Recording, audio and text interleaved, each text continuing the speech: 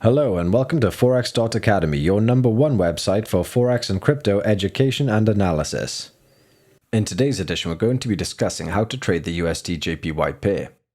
The US dollar Japanese yen is one of the so-called major pairs and accounted for 13.2% of all the daily Forex transactions settled during 2019. The yen is the most frequently traded currency in Asia.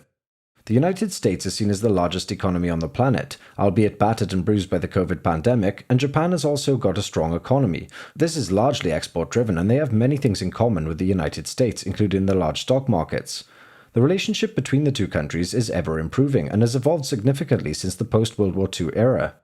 The pair can be extremely volatile at times and prone to large swings, but a basic rule of thumb is that when the United States was pre-COVID and its economy was strong, traders preferred to trade dollars over yen. Since the United States has been in the grip of the pandemic, and even though the economy is still massively outweighing that of Japan, traders prefer to buy the Japanese yen in times of uncertainty. It is seen as a safe haven currency. Let's take a look at some of the price action on this monthly chart, where we can see an ABCD price swing since August 2006 of almost 13,000 pips. This is not a pair to be traded without caution and tight stop losses by retail traders.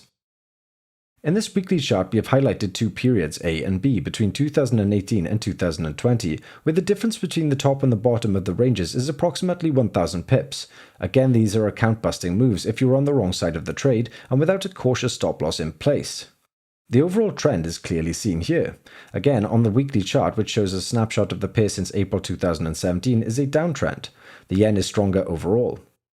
Here we are still looking at the weekly chart. However, we have highlighted a couple of stages in price action for this pair. Firstly, we must note the high at position A with an exchange rate of 112.17 and the low at 101.17, which came up just a couple of weeks later. The yen was being bought as a safe haven asset against the US dollar as the pandemic began to take hold. This was a significant swing in the exchange rate. Now take a look at the bear channel shown at position C.